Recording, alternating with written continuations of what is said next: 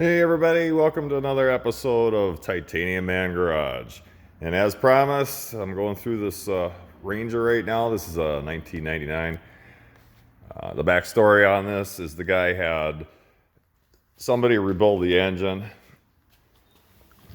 So the piston's still in good shape, bottom end's in good shape. The guy thought it was locked up, but it was just it was half taken apart and the chain was hanging up on stuff.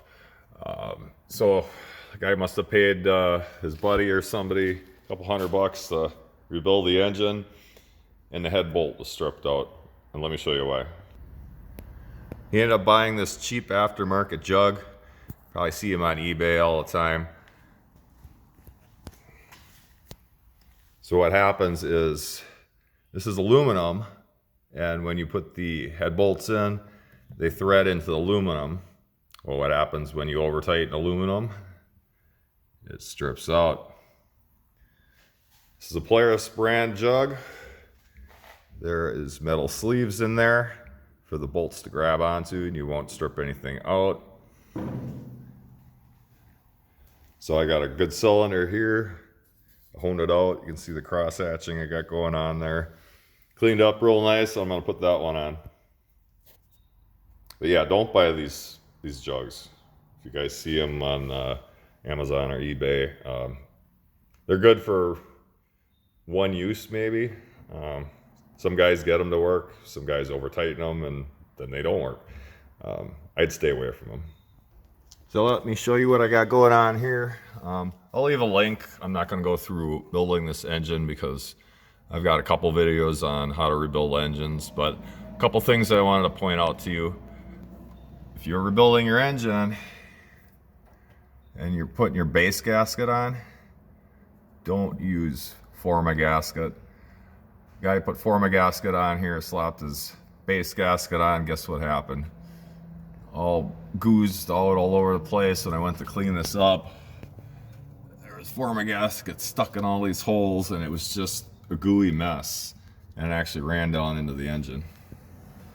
Another thing to keep in mind if you're taking your engine apart, these castle nuts like to loosen up. I can actually, I can't do this with one hand. Here, look at that. That loosened up. You want to make sure that's tight so you keep your gear right here locked in. As your timing chain will spin, your Woodruff key will break. All kinds of happy stuff will happen. So I got this all cleaned up. Piston's still good. It's got a little wear on it. And I'm gonna get this back together. Probably have to clean the carb. I think this thing's been sitting for a while. Interesting part is, you can see the guy had bypassed the temperature sensor switch to kick the fan on, so he bypassed that, so the fan is running constantly. So he must have had an overheating issue almost immediately and did that and just kept running it until he blew a head gasket.